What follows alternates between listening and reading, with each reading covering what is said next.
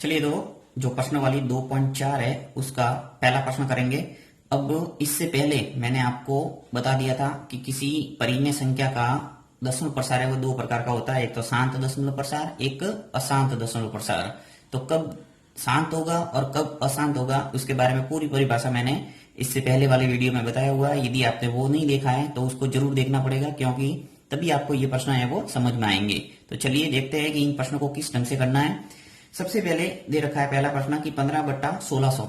अब इसको आपको पता लगाना है कि इसका जो दशमलव प्रसार है वो शांत है या अशांत आवर्ती। चलिए मैं प्रश्न पूरा पढ़ लेता हूं।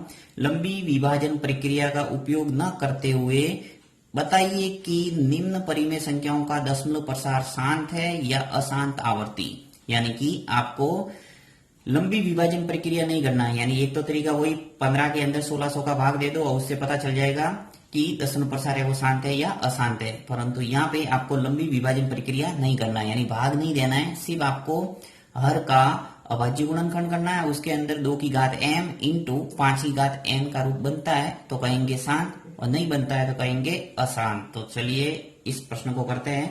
पहला प्रश्न दे रखा है कि 15/1600। तो यहाँ पे मैं क्या करूंगा, 1600 के अभाज्य गुणनखंड करना है। तो अभाज्य गुणनखंड करने के लिए मैं अलग से आपको रफ कॉपी के अंदर बता देता हूँ। देखिए चलिए 1600 का अभाज्य गुणनखंड है वो देखिए। सबसे पहले भाग जा रहा है इजीली, 1600 के अंदर 2 का भाग जाएगा क्योंकि सम संख्या पूरी कितनी बार जाएगा, 800 बार।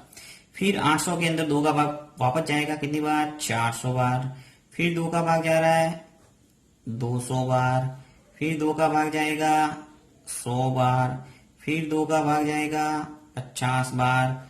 2 का भाग 25 बार। अब आपके आगे 25 में 2 का भाग नहीं जाएगा तो किसका रहना पड़ेगा, 5 का। यहाँ पे इकाई अंक है वो 5 है तो 5 का ही जाएगा इजीली, 5 बार चला जाएगा। और फिर 5 का बनेंगे 1 बार। तो इस ढंग से जो 1600 है उसके अभाज्य गुणनखंड अपन को मिल गए। ये सभी मैं लिख लेता हूं।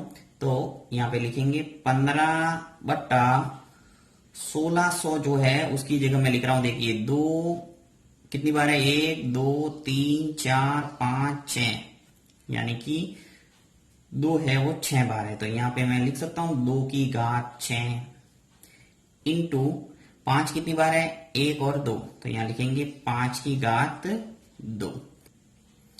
तो देखिए यहाँ पे लिख देंगे कि चूंकि हर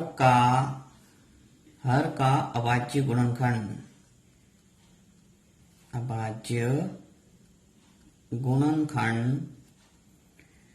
2 की घात m इंटू 5 की घात n का रूप है। ऐसे लिख सकते हैं कि चूंकि हर के अभाज्य गुणनखंड 2 की घात m इंटू 5 की घात n का रूप है।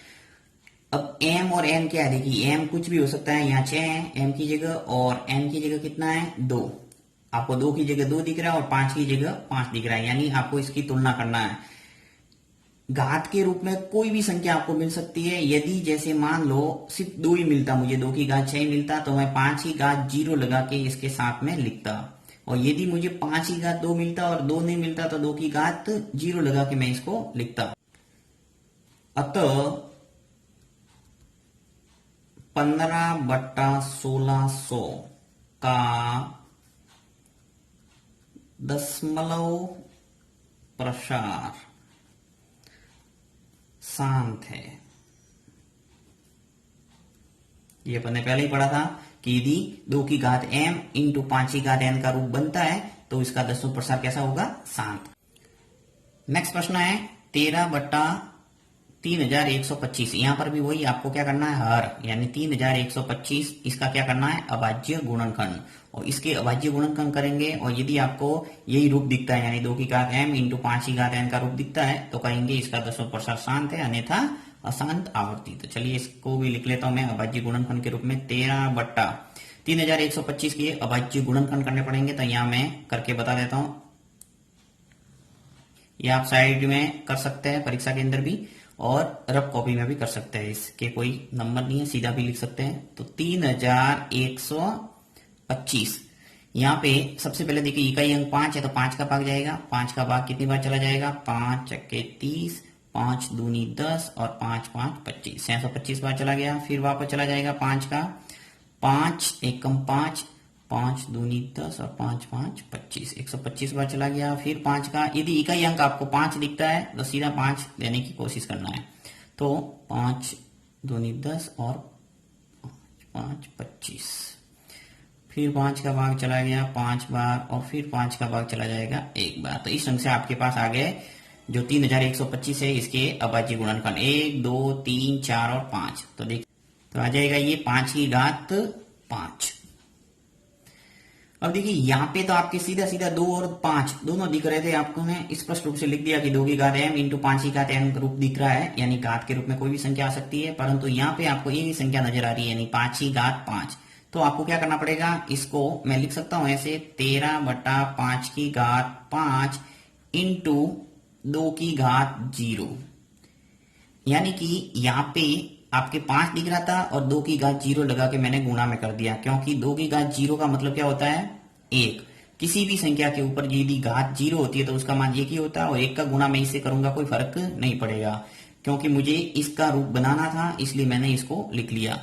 और मान लो कोई दूसरी संख्या आ जाती है, यानी 2 और 5 के अतिरिक्त कोई संख्या आ जाती है, तो आपको लिखने की आवश्यकता नहीं है और सीधा लिखना है कि अशांत आवर्ती है, क्योंकि 2 की घात m और 5 की घात n का रूप नहीं है। परंतु यदि आपको इन दोनों में से एक संख्या नजर आती है, यानी या तो 5 की घात के रूप में कोई संख्या मिलेगी या 2 की घात के रूप में कोई संख्या मिलती है, तो जो नहीं मिले उसका 0 घात लगा के गुणा करना है।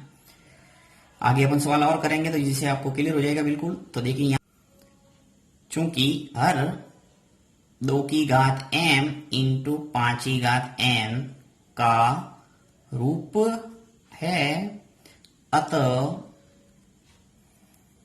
13 ये पूरा लिखना सवाल जो दे रखा वो 13/3125 का दशमलव प्रसार कैसा हो जाएगा, शांत। तो इस ढंग से दूसरे सवाल का भी दशमलव प्रसार कैसा है, शांत।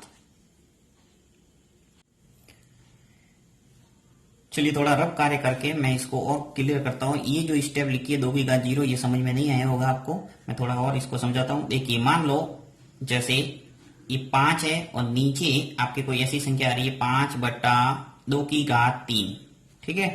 अब इसको आपको क्या करें कि ये 2 की घात m इंटू 5 की घात n का रूप दिखे। अगर दिख जाएगा तो अपन कहेंगे दशमलव प्रसार शांत है। तो यहाँ पे देखिए 2 की घात 3 तो ऑलरेडी आपके अभाज्य गुणनखंड है आ गया। यहाँ पे मैं क्या करूंगा, 5 की घात 0 से गुणा करूंगा। यहाँ पे मैंने कैसे 2 की घात 0 से गुणा किया, उसी प्रकार यहाँ पे 5 की घात 0 से गुणा करूंगा। जब गुणा करूंगा 5 की घात 0 से, यानी 5 की घात 0 का मतलब क्या है 1। किसी भी संख्या के ऊपर घात यदि 0 होती है तो उसका मान 1 होता है, ये घातांक नियम से आपको पता होगा। तो यहाँ पे 1 है, 5 की घात 0 का मतलब क्या है 1, और 1 का गुणा 2 की घात 3 से करेंगे, ये 2 की घात 3 ही आएगा। अर्थात ये रूप आपके बन गया, यानी 2 की घात m और 5 की घात n का रूप है वो आपको दिख रहा है। इसका मतलब ये भी दशमलव प्रसार कैसा होगा, शांत। तो ये संख्या आगे पीछे हो सकती है, इस बात का भी ध्यान रखना है कि 2 की घात 0 पीछे आता है या 2 की घात 0 आगे आता है। आपको यही रूप लिखना है 2 की घात m इंटू 5 की घात n।